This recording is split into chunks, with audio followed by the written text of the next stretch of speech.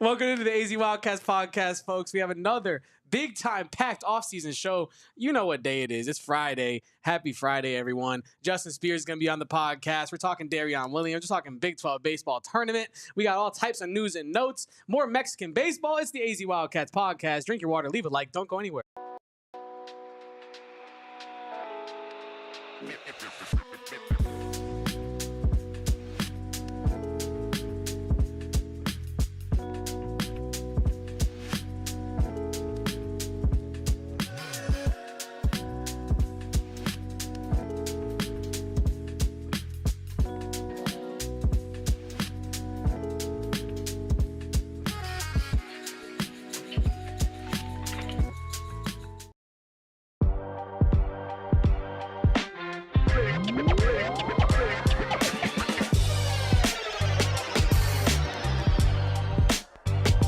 Welcome on into the AZ Wildcats podcast. Happy Friday to all of the people at home watching. I am Damon Farrell. He is Kevin Thomas.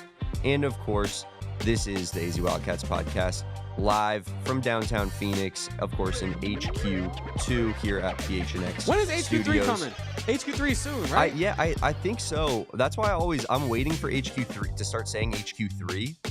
And for some reason, like, I just feel like it keeps like just it's on the calendar somewhere, Kevin. But it just I have, for the life of me, I have no idea when the date is. Yeah, no. I mean, I feel like we're gonna get the Joel Embiid Conference Finals and GTA 6 before HQ3 at this point. But Damon, we do have Justin Spears on the podcast today, and I think, you know, he's such a busy man. We'd be rude to keep him waiting any longer. Let's go ahead and get Justin Spears in here. How are we doing today, Justin?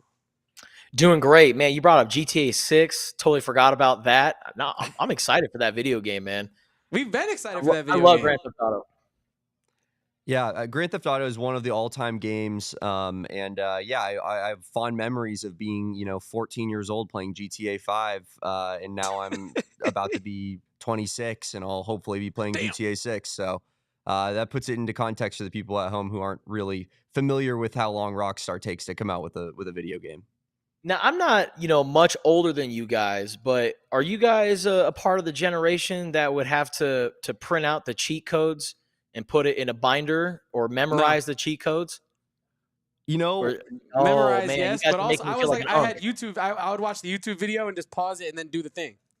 Oh, man, I feel like an unk right now. No, jeez, Justin, I'm actually, I think there's a little bit of a generational divide between me and Kevin's age, because I remember writing down cheat codes on the thing. I remember, on the DS or on like the Game Boy, they would have like the cheat code, like that you could plug into your device, which was pretty cool. But yeah, I think Kevin's more of a YouTube baby. I am. Man. 2001 child.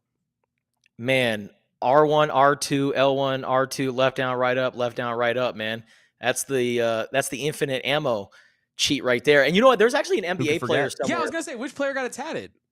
Yeah, there's a player who's got that cheat code tatted on his shooting arm for infinite ammo, which I think is amazing. Absolutely amazing. Man. Wait, I'm going to Google that real fast. Damon, you asked Spears a question. I'm going to figure out which player had infinite ammo glitch tattooed on their body. Sounds good. Kevin's going to start doing some research for us. Justin, I think this is a great place to start off and kind of, transition into a little bit more sports here, but not keep it to U of A just yet. Devontae Green. Devontae Green. Yeah. Hell yeah. Of where? Of Indiana. Okay. Indiana. Right. Can't say I really remember Devontae Green, but Terrence Shannon Jr. apparently also has it, according to IGN. Sorry. There's a relevant player. Yeah. But yeah, so Justin, Mexican baseball in Tucson. We were talking about it a little bit yesterday on the show. The Mayos moving across the border into America.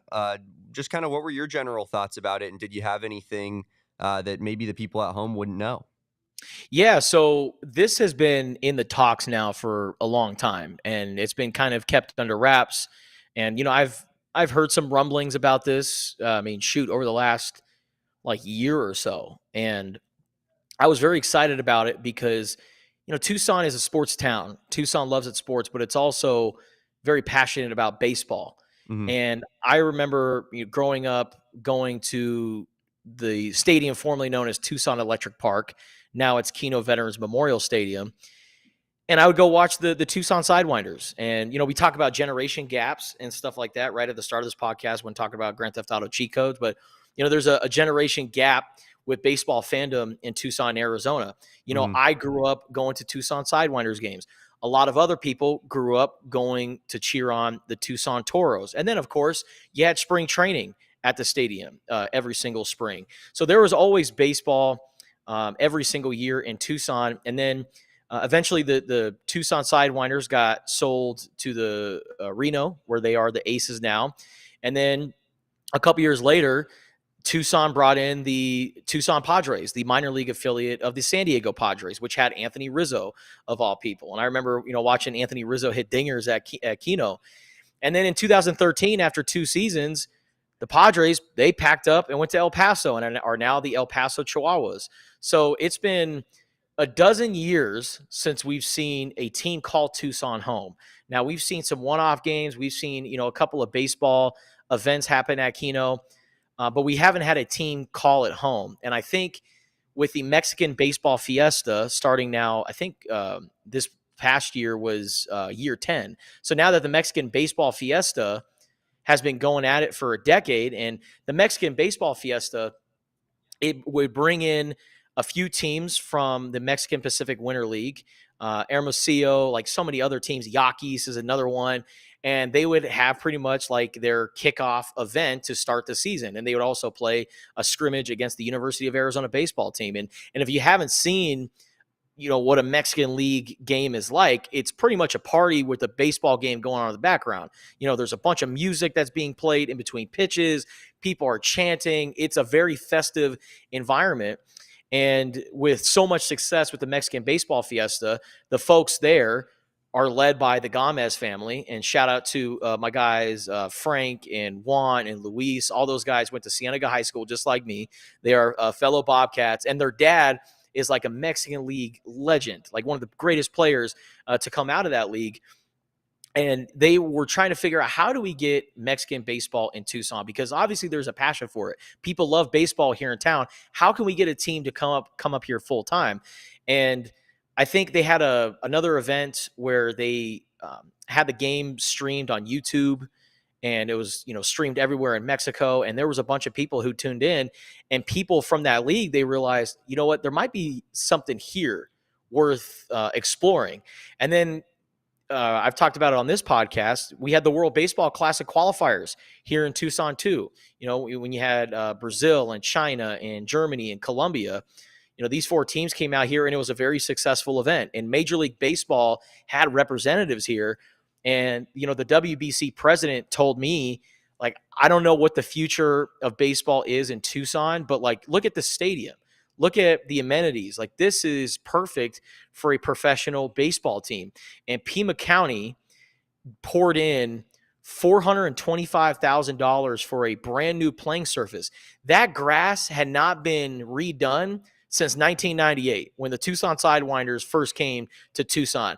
That grass, it's been well kept, but like completely redone.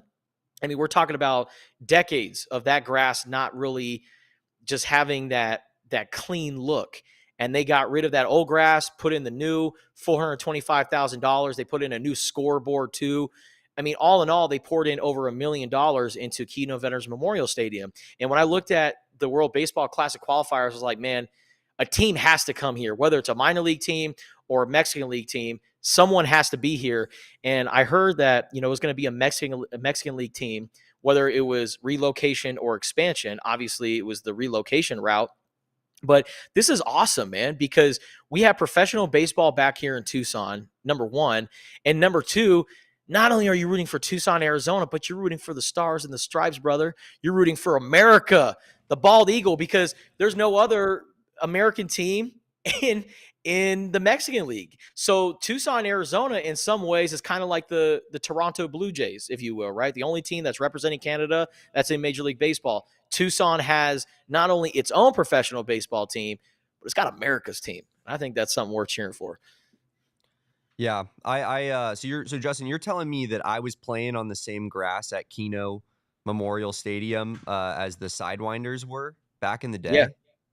Man. Yeah, you shared the same field as Max Scherzer, Chris Young, Kojak, Connor Jackson, Eric Burns. Man, I can go down the list of great sidewinders, man. Max Scherzer, Parkway Central High School graduate. Max Scherzer. Oh, that's right. He Yeah. is also a Colt, as am I. Wow. Shout out, baby. More connections. Indeed. Indeed. Yeah, I there are a lot of all-time sidewinders because I think that was at a time in the Diamondbacks organization where like they just weren't very good. They were getting a lot of high draft picks, and all those guys were making their way through the system. You had one of the Hairston brothers, I believe, played for the sidewinders back in the day, Scott didn't he? Yeah. You had just a ton of D-backs. Steven Drew, I think, like guys like that. But yeah, absolutely. It's great to have baseball back in Tucson, professional baseball, because we do have our college team, of course, and we'll get into that here shortly. But yeah, you're right, Justin. It's cool to have like more Tucson representation. I feel like this community, will be pumped up to go see some professional baseball and go support their team. And I guess my next question would be, is there any movement on what the mascot would be potentially, or are they going to keep the Mayos? Like what are we hearing regarding that? I think they have to lean into the history of Tucson, Arizona. And I think not calling it a Sidewinder, someone suggested that when I put it out on Twitter. But I think, honestly, it's low-hanging fruit, and it's right there, and it'll be a home run. Los Toros de Tucson. Because you can't do Tucson Toros because I think it's trademarked. So you can't do that. But Los Toros de Tucson, that's not trademarked. And it's Tucson Toros, but in Spanish. And on top of that, like so many people in Tucson have Toros gear. Yep. So they're going to wear that stuff when they go out to games. And then on top of that, you can sell gear kind of similar to that and keep the color scheme the same. Red, black with maybe some yellow trim. Like, I think Los Toros de Tucson, call it a day. That's a great idea. I think I'm behind that. I mean, I would love to, see the entire brainstorming process as to what the possible potential names, if they do rename the team, might be. But I do love the what was it, Los Toros, the Tucson? Yeah, Del Tucson? De Tucson. Los Toros, See, I took French. De Tucson. Yeah, Los Toros de Tucson. Or you can, someone suggested like, those funny team names that minor league baseball teams go through when it's like the one-off game, right? Yeah. Like there was one team that was called the Chanclas. Someone suggested maybe we should do the Chimichangas because El Charro Cafe here in Tucson is like, pounding their chest, talking about we are the creators of the chimichanga. So maybe you could do that for like a one-off game, right? If you want to have some fun. But I think Los Toros de Tucson, keep the colors red and black. Let's have a party. What about like for the one-off game, like the Sonoran Dogs? And it would just be like a wiener dog, but like with the little cartoon condiments over it and a bun. I think that could be funny. I love that. Another all-time one is the calf fries, which is the Amarillo sod poodles alter ego identity, and they're in the Diamondbacks organization, and calf fries are basically like Rocky Mountain oysters, just another name for them. So they have a logo of a bull sitting in like a fryer thing. It's pretty unbelievable, and they'll sell merch of it and whatnot. Derek, of course, a big proponent. Derek here at PHNX, big proponent of the calf fries there. Calf fries, sod poodles. Man, I'm trying to think of some other great minor league teams. Wasn't there like the Tin Caps in like Fort Wayne, Indiana, or something like that? Yeah, minor league baseball has a special place in my heart. I mean, it's some of the best hats, some of the best logos you will ever find. So yeah, if I find a good minor league baseball team hat at a good price, I'm definitely copping that. I also feel like the people doing minor league branding are probably some of the more passionate people in branding, because you're allowed to be a little bit more creative with what you're doing, as opposed to like if you're just working with whatever the D-backs give you, you really can't. You don't have too much liberty with the branding there. But like being able to entirely rename a team once a year, I think is pretty fun. Absolutely, man. And like I said, have some fun with it. Los Toros de Tucson is going to be the original name. But, have those one-off games where, people can come out and support it, like chimichangas or, the Tucson churros or something like that. Like I think that'd be so cool. But yeah, I think Los Toros de Tucson, call it a day. And, and people are hungry for baseball to be back here in Tucson on a professional level.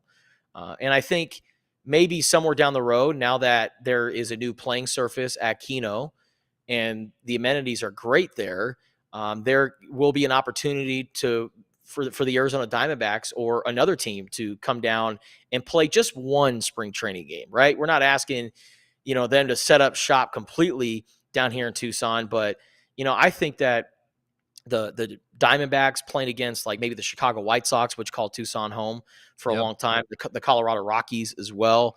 I think they played their spring training games at High Corbett, if I'm not mistaken. But I think if they have some of those games, people would love that. I would love to see a spring training game back here in Tucson, and I would love to see Major League Baseball, do something related to Major League, the movie. It was filmed at High Corbett Field. If you look at their spring training practices, like you could see some Tucson ads in the background. And I remember, was it like last year or 2 years ago, I saw Terry Francona sitting courtside at McHale Center, and I wanted to get him on our radio show. So I went up and introduced myself and started talking to him. And I was like, "Hey, Tito, this was maybe a missed opportunity," because he was already retired at this point before he came back into baseball. But he was done coaching the Cleveland Guardians or managing them. And I told him, like, "Tito, you guys missed a golden opportunity when you were the manager of the Guardians, because the Cleveland Indians was the team in Major League, and your name is over the right field wall at High Corbett Field for the Terry Francona Hitting Center. You're an alum here." And I think it was like the 35th anniversary. It was like some year where I'm like, "Dude, you guys should have had a scrimmage like against the Diamondbacks, or, the Field of Dreams game, right? When they go out in the middle of freaking Iowa and build a makeshift stadium in a cornfield. You guys already have a stadium. You guys have all this stuff here. It'd be nice to see you guys do the Major League game at High Corbett." And Tito looked at me and was like, "I suggested it and they turned me down." Wow. I was like, "Major League Baseball, y'all are no fun. Come on, man. Come on." Major League Baseball, I mean, we already knew that, but I think it's official now. They officially hate Tucson. I mean, they ripped all the teams away, and now they're getting in the way and being a hindrance to what is a great idea, a phenomenal idea, shared by our guy Justin Spears and one of the all-time managers in Major League Baseball history. What are we doing here? That's what I'm saying. But hey, they can do it in Iowa. They can go out to Iowa and have this pop-up stadium like you're at the county fair. But yeah, no, not High Corbett. No way. Before we keep going into the Arizona related topics, I kind of wanted to stick in this movie niche, because one of my favorite conversations that me and Damon have ever had, and we talk a lot every day. You'd be surprised to hear that. Damon put me on to the idea that High School Musical was based off of Tucson. Damon? Loosely, you keep saying based, and I wouldn't really say that was like my terminology, but U of A had influence in it. Yes. So if you look at, I think that it's like if you look at the school that Zac Efron is being recruited by as a high level 5'9", 5-star basketball player, white guy, it's the University of Albuquerque, and they use the U of A like as their logo. And Albuquerque, Tucson are such similar type of cities by population, by size, like, and obviously both being southwestern cities. I think that you could make the argument that like they were trying to in essence capture the hometown big college basketball vibe that Tucson has in the High School Musical movies. Man. So at that time, were they like inspired by Jared Bayless? They're like, "Man, Bayless, Bolton, yeah, that's our guy." Man, okay, I never. Oh, Jordan Hill is the Corbin Blue. Yeah, yeah, interesting. I never thought about that. Yeah, it's kind of just been a thought I've had since I probably first ever saw that logo when I was like 7 years old, because that's how my brain has always operated. But I feel like that's kind of what they're trying to capture the essence of is Tucson to U of A and that kind of vibe that we have here in the old Pueblo. But Yeah, I do love. I loved all the names that people put here in the chat, Kevin. People getting involved, giving us, Jay giving us Tucson Monsoon, Tucson Tortillas, Tucson Saguaros, which is already a thing, Tucson Tumbleweeds. And then, of course, Kevin's mom chiming in with, I smell a name lawsuit coming for, I believe, Justin's Toros de Tucson, because certainly there would have to be some sort of, I would hope that that's what they go with, because I love the idea of it. But I find it hard to believe that the Toros wouldn't be serving some papers to the new team in town pretty soon after they make that announcement. Who's going to serve them the papers, though? They don't exist anymore. I feel like someone has to own the trademark, no? Oh, totally. Yeah. And I know the people who actually do own the trademark, and they just don't strike me as the type of people that would do that. But you never know. Then I'm all for it. And honestly, they could probably make a little money on the back end, like you said, of people trying to swoop up the old Toros merch. If there's any in a warehouse anywhere, maybe you could resell some of that. Absolutely. Totally. Yeah, I mean, like I said, it makes too much sense. I don't know. It's not like the Charlotte Hornets, right, where they relocated and then they started up the Charlotte Bobcats and then renamed them. It's going to be a totally new rebrand, same colors, different logo. So no, I don't think the franchise will get into some trouble. And if they do, man, that's just lame. Like, how could you do that to a professional baseball team that wants to be here in Tucson, and you're going to be like, nope, here's your papers. See you in court. Yeah, I can't wait to make it down to a game. I think it's gonna be so much fun, and we'll obviously keep you guys updated on what they're gonna go with for mascot name and whatnot. But great insight by our guy Justin Spears there. We got to do the 999 challenge, right? Oh, but we got to do it with some. The AZ Wildcats podcast does the 999 challenge featuring Justin Spears. I would love to, absolutely. And honestly, I'm not much of a beer drinker. Like, ask your guy Saul Bookman, the guy at All City Network and the McHale Madness podcast, about my drinking habits. Dude, I drink like 8 to 10 times a year. It's got to be like a very special occasion for me to get some booze in me. But I will say this: I'm not much of a beer drinker, but some cervezas, some Pacificos, some Coronas, Dos Equis, like that is my realm. That is my cup of tea. So yeah, I'll definitely be doing the 999 challenge with some cervezas and some beers and watching Los Toros de Tucson. Yeah, that sounds like an absolutely electric time. We actually did the 999 challenge for PHNX Cardinals last D-back season, and I will say I completed it right at the buzzer. The beer was not the issue for me. I was pretty banged up at the end of it, but I got the beer down perfectly fine. I timed it out perfectly. It was that 8th and 9th hot dog were just absolutely brutal, and I was not prepared for how brutal that was going to be. What was the pacing like? What kind of glizzy pacing were you going on? I was trying to get off to a little bit hotter start than 1 per inning. So I was trying to get like 5 down by 3. You know what I mean? So that I could buy myself a little bit more time with the last couple hot dogs in the late innings, and it was not going down easy. Well, at least you'll be working with from a place of experience when we do this in Tucson. I'll tell you what, like, I was the beer I was using was lighter, but I definitely would, if I could, I would do more what Justin's talking about, which is squirting a little bit of lime in that beer and enjoying it a little bit more than just being like, give me the grossest, trashiest 4% alcohol beer you have and let me go to town on it. But yeah, it was an experience, but I'd be willing to do it again for some content for the people. I'd be willing to do it for the first time for the content for the people. Now, are these dogs just normal hot dogs, or are we talking like Sonoran dogs? Because I feel like Sonoran dogs is just next level. You gotta get 9 pieces of bacon. I can't put down 9 Sonoran dogs, unfortunately. Wild. No, Sonoran dog is one of my favorite foods on earth. But yeah, they're way, way hardier than the dogs that I'm thinking of in my head here.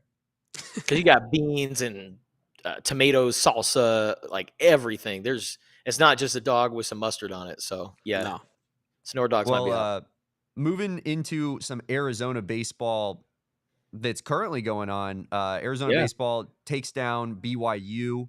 I believe it was yesterday, right? Am I losing my Yes, mind? sir. My days are getting mixed It up was here. yesterday morning, Yeah, so it feels like yesterday morning. forever ago Yeah, at this it does. point. That's because it was at 7 in the morning yesterday. But of course, they beat BYU 4-1. They hit the back-to-back homers off the foul pole. I hope everybody check that out. If you haven't, go look at our Twitter account, PHNX_Wildcats. Really, really cool.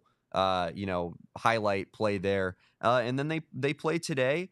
Number 1 West Virginia at 2 p.m. So pretty close to directly after the show is over. They beat West Virginia when they played them earlier this season. They in a 3-game series in Morgantown. They won 2 out of 3 games. Won 6-4 in 16 innings in that first game. Then lost 3-11, and then won the rubber match 11-4 to win the series there in Game 3.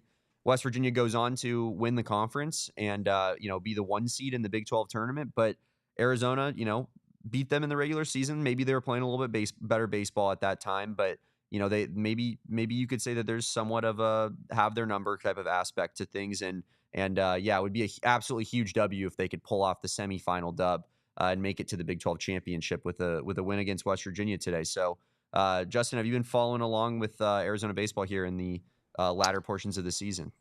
Yeah, I mean, I've been I wouldn't say closely monitoring Arizona baseball, right? The beat writer is Michael Leff for the Arizona Daily Star, and he's great at what he does. So for all the coverage of Arizona baseball at the Big 12 baseball tournament, go to Tucson.com and the Wildcaster app. But we've had Chip on the show, we've had many players on the show, so I always keep tabs on Arizona baseball. And the one thing that has really stood out to me about Arizona baseball is their pitching. Owen Kremkowski, he struggled in his first collegiate start. I think it was his first collegiate start was actually at the place where he killed it yesterday at the Big 12 baseball tournament at Globe Life Field in Arlington, Texas. Arizona started the season there, and they played against some pretty good competition, some of the best teams in the country. And in Arizona's loss to Clemson, they lost 16-5. Owen Kremkowski allowed 7 runs in less than an inning, and he was just getting rocked left and right. And then yesterday against BYU, 6 innings pitched, allowed 4 hits, no runs, and 8 strikeouts. So we are talking about a night and day difference between his start at the beginning of the season at Globe Life Field and now. So the evolution of Owen Kremkowski has gotten better. But even though you got an absolute gem from Owen Kremkowski, pitching has still been a little inconsistent, especially in the middle area. They have a great closer in Tony Pluta. I mean, Tony Pluta is an all Big 12 guy. He leads the Big 12 in saves this season, one of the top closers in the country. So that has been a bright spot in terms of pitching. But the middle innings and some of the other starters, it's been a little inconsistent. Now, they have been dealing with some injuries. So if this team is healthy, this is a really good team, because even though they got rocked in Arlington at Globe Life Field at the start of the season, they returned to Texas, I think either the following week or 2 weeks after that, and they played against some great competition, and they killed it there. And so this baseball team, they're really good. They have veterans all up and down the lineup. I mean, they have first-round talent on their team. They've been dealing with some injuries, but it kind of reminds me a little bit of Arizona basketball in some ways, where at the start of the season, we were all like, man, what is going on with Arizona basketball, right? They're sub 500 in non-conference play. It doesn't look good, but the battle scars that they accumulated in the non-conference, it really hardened them and really made them a tougher team. And then when we saw Arizona get into Big 12 play, they became this fantastic program and a great team. And then all of a sudden, our expectations completely changed for Arizona. Kind of a similar situation with U of A baseball. They go out to Dallas, they go out to Houston, they play against, 6 top 15 programs. Yeah. And they got some really good experience from that. And then they went into Big 12 play, red hot, got some series wins, and then kind of towards the end of the regular season, kind of struggled a little bit, and they've been riding the struggle bus. But that win over BYU, you love to see it. And I think their experience over the course of the season, I think that is going to take them far in the postseason. Are they going to host a regional? Probably not. But I look at this team as a team that can go into a regional, pull off that upset, and move on to the next round. And one of my favorite, actually, storylines of Arizona baseball this year has to be Mason White. And it kind of reminds me a little bit of Corbin Carroll in some ways, because when you look at him, you're like, hold on now. How many home runs does this guy hit? This guy is tied for second all time in Arizona history for career home runs. Mm-hmm. And he's 5'9", 5'10".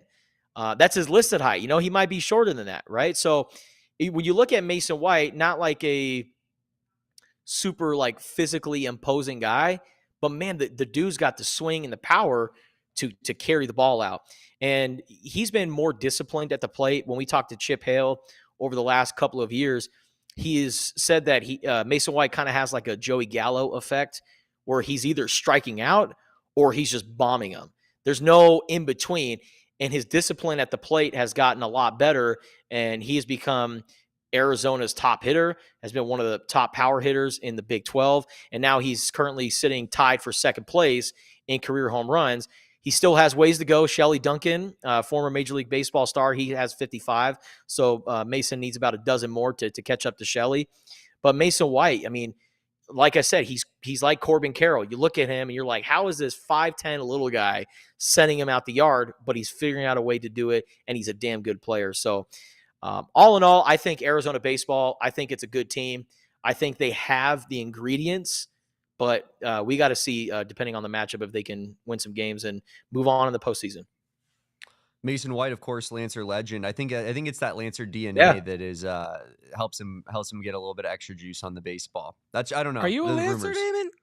Maybe. Okay. I'll tell you what, Kevin. Justin was flexing Cienega a little bit earlier in the show, and so I was trying to pick my spot. I was waiting for my time, and Mason White was the exact moment that I had to just capitalize and rep my high school. Well, how many Lancers are in Major League Baseball, man? We got Nick Gonzalez playing for the Pirates. It's true. Huh? True. Huh? I played against Nick like my entire life because we're this exact same age. So nice. I've growing up playing baseball, I've played against Nick forever. And good dude. Yeah, always enjoy rooting for Tucson guys. You know how we are. Once Tucson people make it, to the pros, it's like it doesn't matter where you went to high school. It's just come on, put on for the city. Absolutely love man. it. I'm surprised Damon didn't hit me with the Uno reverse card. Like, well, how many Bobcats are playing in the NFL? Because South Point's got two of them, right? Bijan and Lathan Ransom. Yep, absolutely.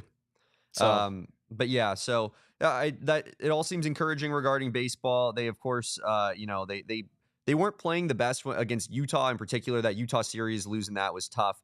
They turned things around by winning the last two against Houston pretty handily, and then they beat BYU to start off Big 12 play in the conference tournament. But yeah, if hypothetically, I'm not super familiar with baseball seeding. I believe that baseball is like 35th around there in RPI right now. So do they have any ability, if say they win the Big 12, could they potentially host a regional, Justin? Oh man, I think the way they ended the regular season, I don't see it. But then again, like they're a really good team. They've been ranked throughout the season, right? I mean, some could make the case that they should have been ranked higher, and because of the East Coast bias with voters, I mean, there were a number of Big 12 teams that should have been ranked. But you saw a lot of SEC programs ranked.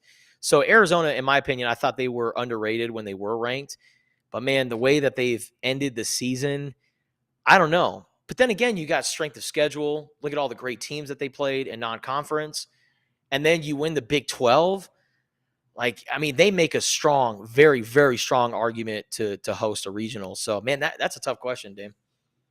Yeah, they're I was one off. They were previously 35. They're 34th right now in RPI. So unfortunately, I don't think I get to take a victory lap on that one. But yeah, that's Arizona baseball is big game today, and yeah, I think a real what I've been saying to Kevin is that I feel like it's a real trampoline type of moment for this current team, where like you just want to build momentum to get one before you get into the NCAA tournament.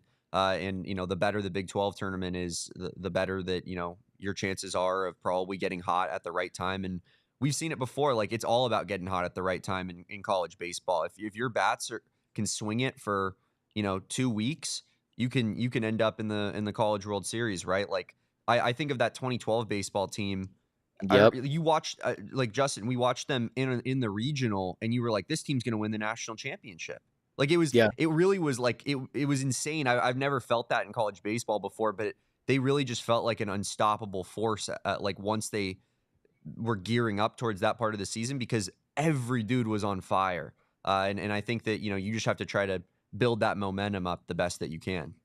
Man, that 2012 team, that was a special group right there. What's crazy is going into that year, or going into the postseason, no one really had championship aspirations for Arizona baseball. It was just like, hey, this is a really good team. Let's just see what they do. And then, you look at, like, Kurt Heyer was their ace. Robert Refsnyder. Yes, sir. Oh, man, Cardinals legend, Kurt Heyer. Let's see. We had Alex Mejia. Alex Mejia was fantastic. The Cardinal. Robert Refsnyder, already mentioned him. Johnny Field. Johnny Field, yeah. Man, there were some great players on Seth that. Mejia, On that Spreen. Bobcat, Cienega. Oh, what? Baseball legend. Yeah, he's played in the majors before, I believe, right? Oh, yeah, that's right. Yeah, played for the Padres, if I'm not mistaken. Yeah, and I think the Reds too. But yeah, that's that roster is stacked. I mean, there's probably like 6, 7, 8 guys on that team that were drafted, played professional baseball at some point. But yeah, that was so fun to watch in 2012. But hopefully we can capture a little bit more of that magic. There's nothing quite like, I feel like college postseason baseball is very unique in the way that it's so much different than Major League Baseball. Like, every game is feels like it's 14-11, and it's just monster scoring outputs because the metal bats and really good teams. And to your point, Justin, lack of pitching. I think that's what pretty much kills every college baseball team is, there's only so many arms to go around. The top guys out of high school get drafted and they go straight to Major League Baseball, to the minors. The show. Yeah. And so it's hard to find those pitchers that are kind of the diamonds in the rough, because good pitchers are so loud. They're so in your face. Like, oh, this guy's throwing 96 at 18. He's a lefty. He has a hammer curveball. Like, that kind of stuff is just so in your face. So it's hard to find the guys that are going to develop a little bit more. And yeah, ultimately, I think that's what pretty much is the end of almost every major college baseball team's season is their pitching can't hang with the top offenses once they get to postseason play. Yeah, and that was an issue to end the regular season for Arizona. And we've seen, led by Owen Kremkowski, they got some arms, but now they just have to be consistent with that. And I think now that Arizona's getting healthier, I think maybe things will start to come together for the Arizona Wildcats. And, they need some postseason success, man, because, Chip Hale is a great coach, right? He won Pac-12 Coach of the Year last year, and they ended up winning the Pac-12 championship outright, both regular season and also the Pac-12 tournament, and doing it in very exciting fashion. But then, they trip up against GCU. And we haven't seen Arizona under Chip Hale have that postseason run. They had a couple of those runs with Jay Johnson. Obviously, we saw that with Andy Lopez. Talk about that 2012 team. But we haven't quite seen that with Chip Hale. Listen, I think I'm Team Chip. I think Chip Hale's the right man for this program. He's a great developer. He could develop talent. I think he also has a great staff, too. Kevin Vance, their pitching coach, is a guy that recently played Major League Baseball and is an up-and-coming pitching coach. I kind of compare him a little bit to being the baseball version of Seth Dagey, right? He is a young coach who's up-and-coming, and Arizona got him at the right time. And Kevin Vance, like I said, he's one of the unsung heroes of Arizona baseball. Pitching could be better this year, but they have it. They have all of the things. But they got to get the right matchup, and they definitely got to lock in when it comes to pitching. And, we'll stay on the diamond real quick. I know you got not a lot of time here left on today's show, Spears. He's a busy man, folks. He's a busy man. We want to respect his time. And Jay, earlier in the chat, was asking what the hell is going on with women's softball, and Jay wanted to know if Justin could illuminate anything as to what's going on the softball side of things, because it's not as peachy as it seems on the baseball side of things right now. No, after Arizona softball lost in the postseason, which was shocking, right? Like when Arizona hosts a regional in softball, more often than not, they go on to the super regional. And they tripped up against Ole Miss, obviously. And ever since the season ended, players have been entering the transfer portal. Now, we also have to look at it like this. The only player or players that I think were, kind of like, whoa, that's a little surprising, was Aisa Silva and also Ryan Maddox, both pitchers, right? Ryan Maddox was the redshirt freshman this past year who kind of played more of a complimentary reserve role, but she pitched in over 43 innings this year and was expected to be one of those key arms next season for Arizona. And then Aisa Silva, she graduated from Mountain View High School. She's got family here in Tucson, and she's connected to Tucson. She's connected to the University of Arizona, and she was going to be maybe the next ace pitcher, because if you look at the other players, not only do they have players entering the portal, but you lose Devin Netz, who's the Big 12 Player of the Year, who's the Shohei Ohtani of softball. She can get it done at the plate and also in the circle. She's better.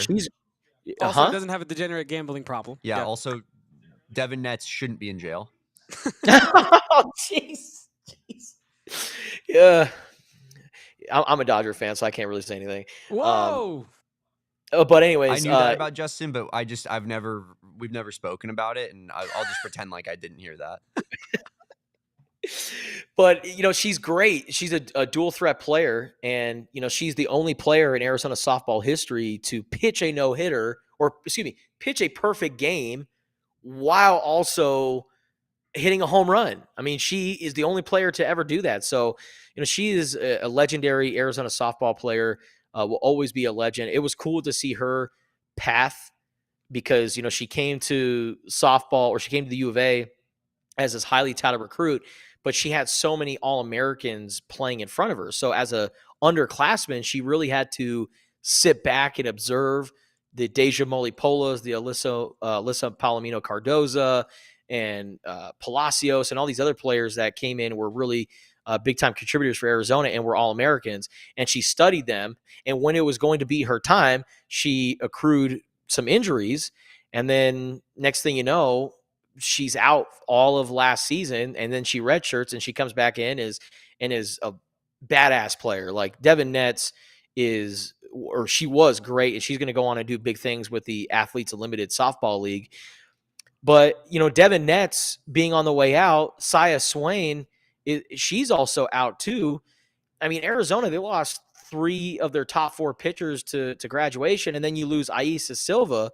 And Aisa, I mean, she had a breakout year last year when Devin Netz was going through her injuries. Aisa Silva stepped into that ace pitcher role, and she was great. I mean, I think she led college softball in appearances. So she was a household name. And then when Devin Netz came in, you saw the innings pitched, her appearances just completely dropped off. So maybe Aisa Silva's like, okay, let me go explore somewhere else, and I'm going to be an ace pitcher somewhere. So let me just go test the market and see where I'm at. And it's, kind of the way college athletics is now. People are throwing money at softball players. And, there aren't many opportunities for college softball players to really make money. Like you're looking at Nigeri Kennedy. She got paid over $1 million just to be at Texas Tech. So maybe there's a donor that's looking at Arizona like, yeah, Aisa Silva, you want to come to UCLA? You want to come to this school or this school? Yeah, we'll give you probably more money than Arizona will give you when it comes to rev share and NIL. I'm not sure what the reasons are for these players to enter the portal and look elsewhere. But I will say this, Aisa Silva definitely made me kind of raise up my eyebrows a little bit. Ryan Maddox as well. But we're not seeing the players that were really big-time contributors for Arizona entering the portal. And that's why I say to the Arizona fans, just pump the brakes a little bit. Arizona softball is still in a really good place. Yes, they lost in the regional. Yes, Caitlin Lowe, still kind of has to prove herself a little bit. She's going into her last year as in her contract, but she was the Pac-12 Coach of the Year, if I'm not mistaken, pretty recently. And, they haven't really had that championship team, but I think Caitlin Lowe is the right person for this job. And unless these other players start jumping ship and entering the portal, I say pump the brakes a little bit, but they definitely do need pitching. That's the thing. Portal, they'd have to dive in and get some pitchers because they only have one pitcher signed to their 2025 recruiting class. Her name is Riley Holder. She's a badass. She's like the 4th best prospect nationally. So they have a really good freshman coming in. But you can't rely on a freshman pitcher. You got to go in the market and see what veterans you can add to that mix. Yeah, that's been the problem with Arizona softball. Similarly to the conversation we were having about baseball, Arizona softball has lacked that workhorse, true ace number 1 pitcher. For the better part of a while now. You had your Taylor McClellans and I'm forgetting O'Toole was really good, but they're not quite the level to which Arizona had in the circle when they were winning national championships in the 90s and the early 2000s. You had the best pitchers in college softball back in those days. And similar to how like the women's basketball program, the cupboard being bare, somewhat being an advantage in some ways, Arizona softball is in the same spot, right? Where you have some of your bigger pieces locked in still, hypothetically, hopefully. And, you can go out and spend the money that you do have available to you now on a bunch of different, more peripheral pieces, role players, and hopefully a big time starting pitcher as well. But Justin, that was great insight. We always love having you on. Know you got to get off and get to some work around the house. So we'll let you go now. But you can of course follow Justin at Justin Esports on Twitter /X. You can check out his work at Tucson.com for the Arizona Daily Star, where he's just giving you the best insight in all of Tucson and Southern Arizona on sports topics. So Justin, thank you so much for hanging out with us today, and we'll see you next week, man. Owning a house, it's a blessing and a curse, man. It's nice to have a home, but when things happen, it's your responsibility. So I got to go attend those things. But thank you guys. Love you. Appreciate you. And we'll see y'all next week. See you, Justin. And Kevin, with that, we will talk a little bit of Darrion Williams. What does that mean for the Big 12 conference in basketball this upcoming season right after the break here on the AZ Wildcats podcast. Let me tell you a little bit about our friends over at Gila River Resorts and Casinos. It's the best place, simply the best place, any of their locations. I'm talking specifically about Wild Horse Pass because that's where I stayed recently, had the time of my freaking life, went to the steakhouse, gambled a little bit of money, didn't win anything, but I played the odds and I lost, and that's okay because I do me, you do you at Gila River Resorts and Casinos. Whether it's a concert, comedy show, live event, you want to get in on their sportsbook action, it's the place to be. I showed my girlfriend the sports book, and even she didn't want to leave the sports book. She encouraged me to spend more hours in the sports book at Gila River Resorts and Casinos because that is how incredible it is. It is a uniter, the sports book is, and you can get in on the action at Gila River Resorts and Casinos.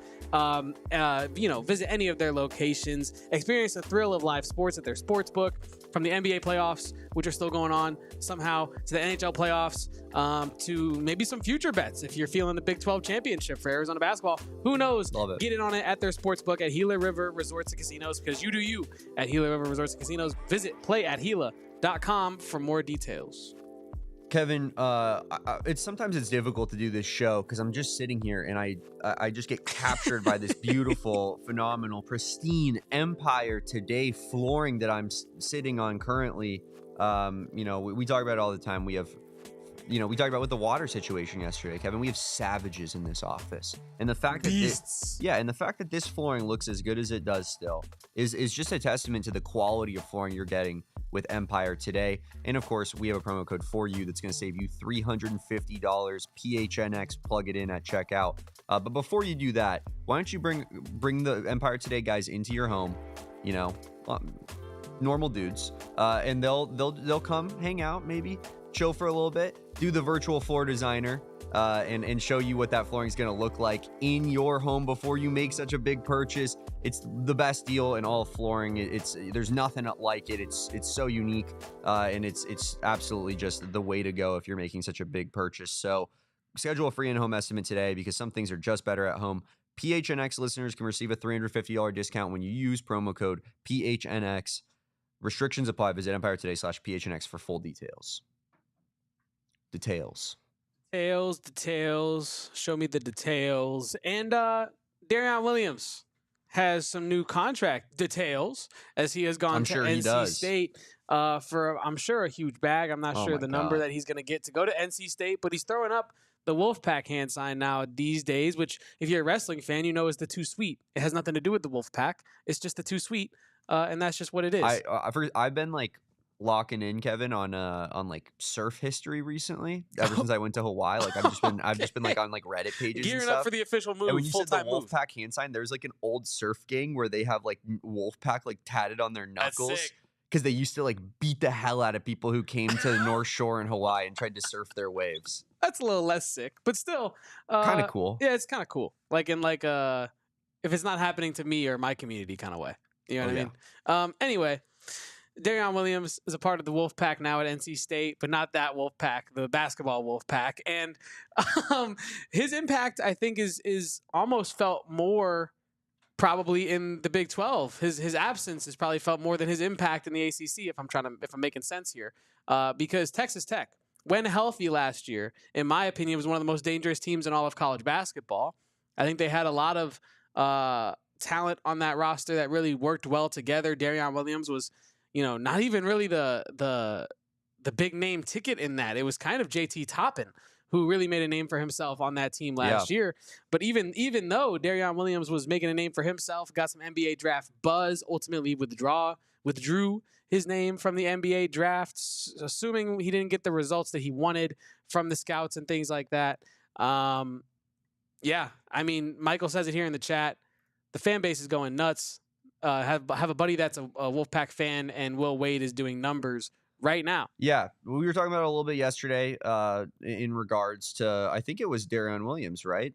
Or at least maybe a couple shows ago. But Will Wade is, he's been a successful coach at every stop that he's been at. He obviously was kind of with Sean Miller made out to be the worst of the worst scapegoat? in the scapegoat is a good way of putting it, in the FBI scandal.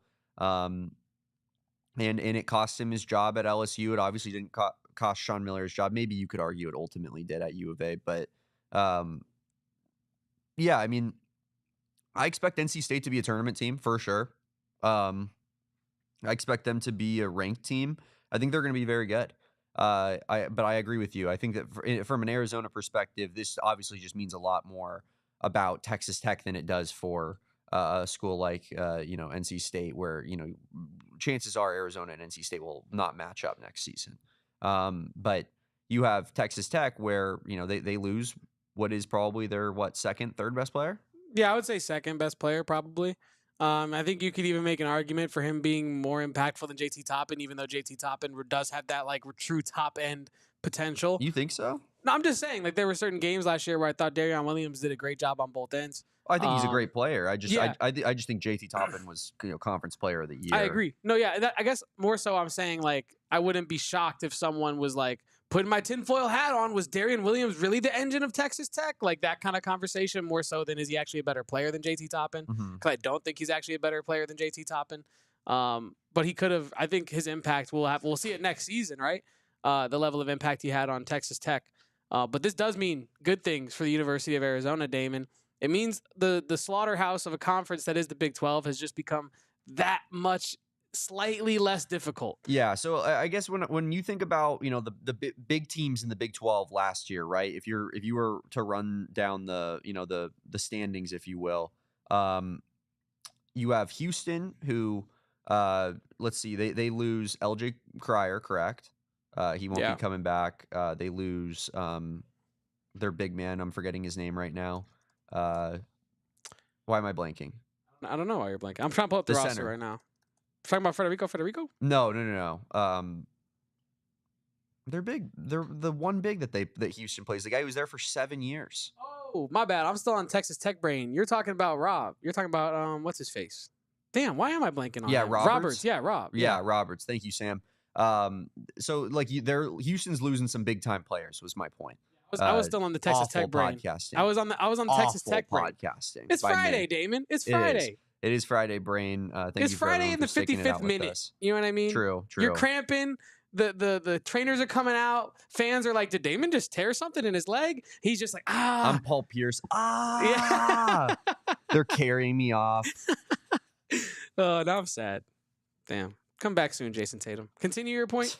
I'm looking at Texas Tech's roster. They lose Elijah Hawkins. They lose, McMillan. They lose, obviously Darrion Williams now. So, their roster looks a lot different on paper than it did going into the year. And I guess you could probably say that, they have somewhat of a, proverbial hole burning in their pocket now, right? Because Texas Tech has money. And, I'm sure that wasn't the problem with Darrion Williams, like that they got outbid. I'm sure it was Will Wade's recruiting that kind of made that happen and got that into flux. So, I expect Texas Tech to maybe not even be done potentially. Like if there's another guy who withdraws from the NBA draft process, but he's in the portal, I don't know who else is out there. But where the hell is RJ Lewis Jr. going? Or RJ Lewis potentially? Where's he going? I don't know. Like I think that they're going to go after a big name like that now because they're going to feel like they have to. And because the cupboard is a lot more bare than it used to be. And then, of course, I was just going to run down, like, I think Iowa State loses some players. They lose Gilbert, right? They lose Curtis Jones. So Iowa State, I expect to not really be as good next year. And then you have BYU, who looks to be kind of similar to Arizona, taking what they had already on the team and just adding on to that in the fashion of bringing in 5 stars and high-level recruits, right? So I think that we're looking at a Houston, BYU, Arizona 3-headed monster in the Big 12 as of right now, Kevin. And I think that this move goes a long way into making that the truth. I would agree with you, and I think I got the right place here. When you're looking at Texas Tech's team that's coming in next season, like you said, as of right now, they don't have like really anyone that I would expect to justifiably replace the players that they're losing. Right? I think who's the guy that they had the guard. I was just Christian like Anderson. Yeah, Anderson is he's a really good player. He seems to be the guy that you would expect to take a big leap this year. 1000%. He averaged 10 points per game last year. He's a young player. He's going to have experience now. There's plenty of opportunity now that Darrion Williams isn't there, now that Elijah Hawkins isn't handling the rock all the time, Chance McMillan isn't taking shots off you. So I expect Anderson to be like an 18-point per game scorer next year, like one of the better players in the entire conference. But I think that they need a third guy too. Like they can't just rely on their 2 guys that they have. I think that the rest of the roster is not very good on paper, to be honest with you. Yeah. Luke Bamgboye. Don't know if I said that one right, but I gave it a good old college try. He has committed. He's transferred to Texas Tech. 4-star transfer. You got a couple 4-star transfers here. You got a handful of them, 5. But one from Washington State, one from Villanova, and then, some smaller school transfers as well. They just don't really have the players coming in that you on paper look at and be like, they're going to be at the top end of this conference again next season. Now, Grant McCaster is a great, great head coach. Shane's saying Kansas, ? Yeah, I think Kansas they'll be a lot better because we've talked about this. Hunter Dickinson's not on the team anymore. Yeah. But we're going to get into more of that right after the break here. We got to go to break again, and we'll talk more Big 12 conference. I wanted to talk to everyone at home about our friends over at Branded Bills. The most comfortable headwear in the game, the most stylish headwear in the game, and the best way to elevate your brand today is with our friends over at Branded Bills. You need beanies, you need truckers, you need fitteds, you need hats in general, you need tees. Branded Bills has everything for you. It's the greatest place to elevate your brand. They care about you, the fan, you, the people. They have the Arizona Campus Collection in the campus store down there. They do all types of collaborative efforts with the Suns as well. So check out our friends over at Branded Bills using code BBPHNX for an extra 10% off your first order. If you're not a member of the Inner Circle yet, what are you doing? It saves you 25 cents off per gallon on your first 5 fill-ups, and it's so simple to sign up. Kevin, it takes, 5 minutes to do it on your phone? You can do it at the pump. You can do it inside the store. You can start your pump, sign up, and by the time the pump is done, finished filling up your car, you're part of the Inner Circle. 100%. And then you get 3 cents off per gallon after every time you fill up after that, until you become a premium member like me, like Kevin, like a lot of the crew here at PHNX, and you'll save 5 cents off per gallon. Let me tell you, folks, that adds up with the amount of times that you're going to be gassing up over the course of a year.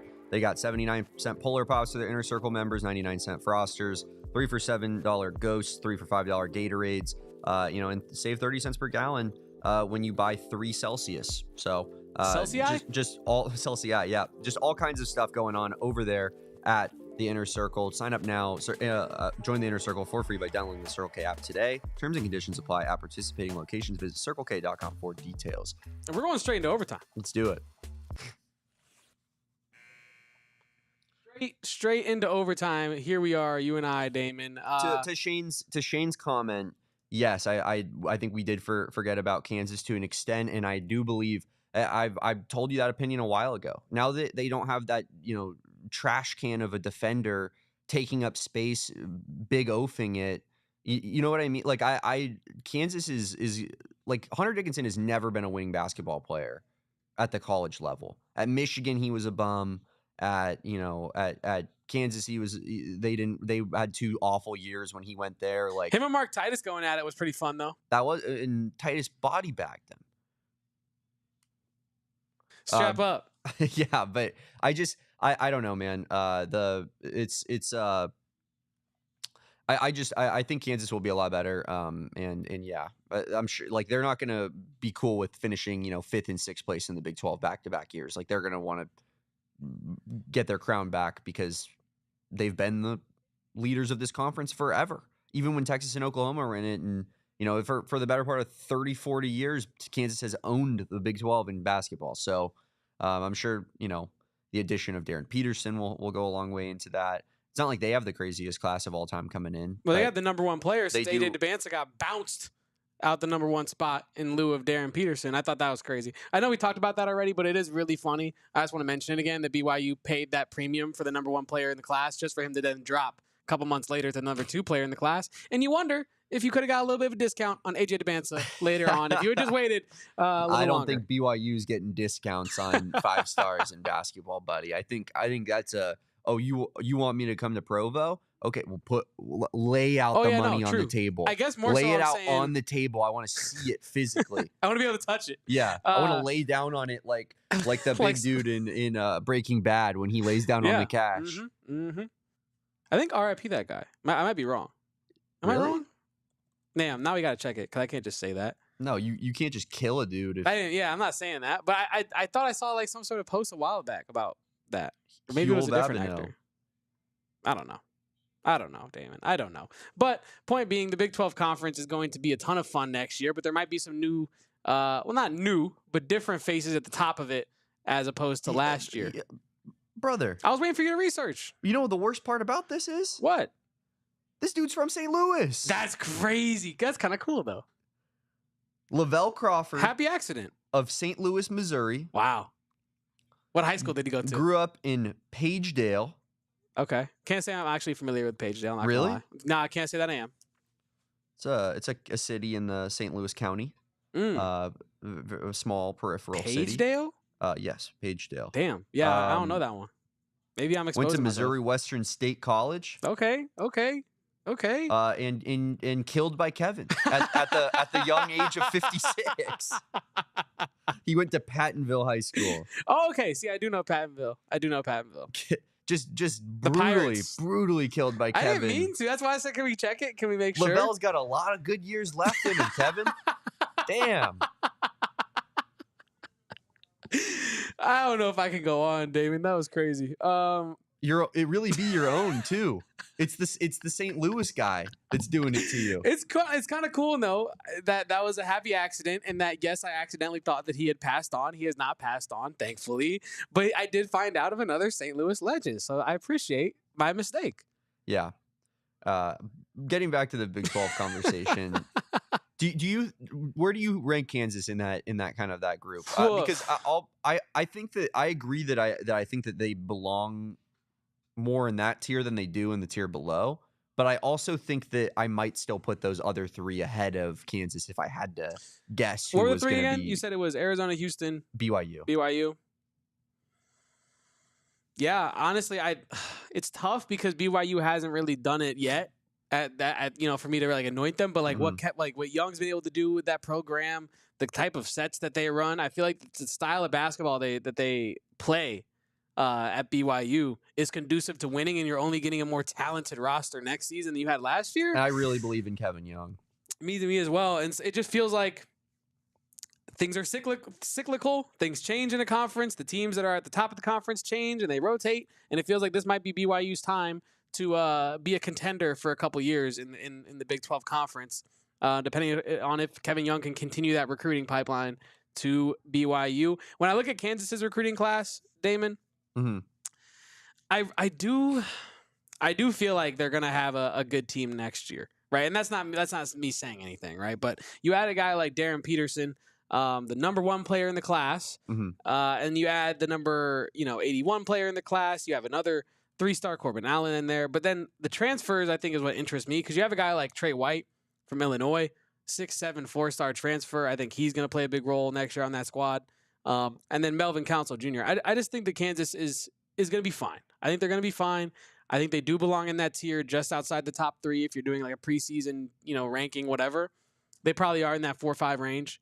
But yeah, not good enough for me to crack them into the top 3. Yeah, I agree. I like Trey White, decent transfer, 10 points per game on good efficiency.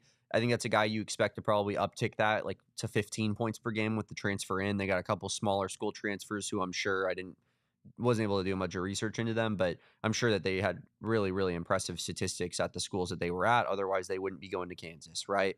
So yeah, I think that they're just going to be better due to the nature of it's hard to keep Kansas, I think, suppressed like that for 3 years in a row. Do we know what's going on with Zeke Mayo? No. I mean, he doesn't have any eligibility. Yeah, he needs the court case to go his way, right? That's where he's at. He's waiting on his court date, but not his court date, the ruling court date. Yeah.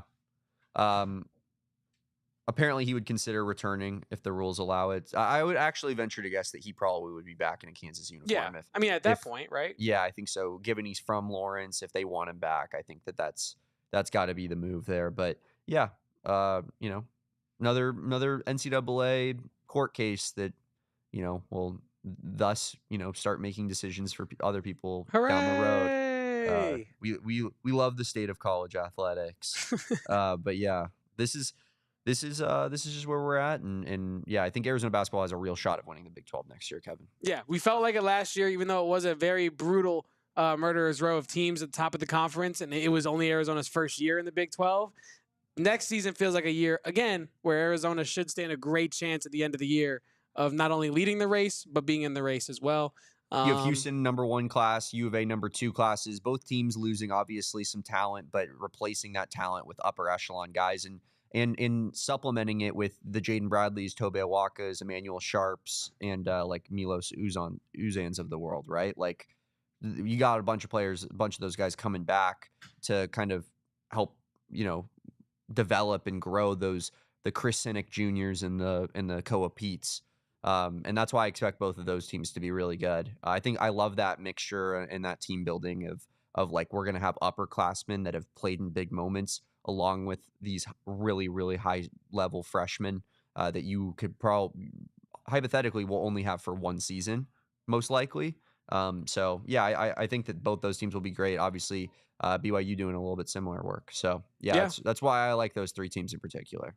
I agree with you. Sam Albert says Uzan might stay in the draft. We'll see. That is true. But yeah, that's kind of where I'm at with it, Damon. Do we have any other news and notes before we get up out of here today? No, I think that's going to do it from the Easy Wildcats podcast on a Friday. Bear down for Arizona baseball later today, 2 p.m. Get some lunch and watch that game. Here. Yeah, go get some lunch and watch that game. Absolutely. Hopefully the boys take down West Virginia. We'll be keeping you updated and tweeting out highlights and whatnot regarding that at PHNX_Wildcats on Twitter. Make sure you guys give us a follow. Follow me at Damon Dog. Follow him at Kevo Post. You guys know the spelling at this point. And of course, thank you for rocking with us on a Friday, everybody in the chat. Appreciate all of your input and just contributing to the conversation as always. Kevin and I really appreciate when you guys interact with us. Like this video if you haven't done so already. The road to 50,000 subscribers starts now. Starts with you. With you, Uncle Sam. But yeah, make sure you guys subscribe to the channel if you haven't done so already. Appreciate everybody, and we will be back on a Monday at noon on the Easy. Oh, Memorial Day Monday. Memorial. I forgot about that. Trying to get me to come in on Memorial Day. I'm not coming in either. Good call, Kevin. That's right. Do not come here on a Monday at 12 p.m. Actually, you know what? Do maybe check out some of our VOD content. Click on some videos, like some videos. If you're trying to get your fix in, there's always stuff going on. There's always things that you could watch on the PHNX Sports channel. But we will not be live on a Monday at 12. We will be live on a Tuesday at 12. Make sure you guys join us for that. Until next time, but we'll see you then. Peace out. Bear down. And go Cats. We all silly like the mayor.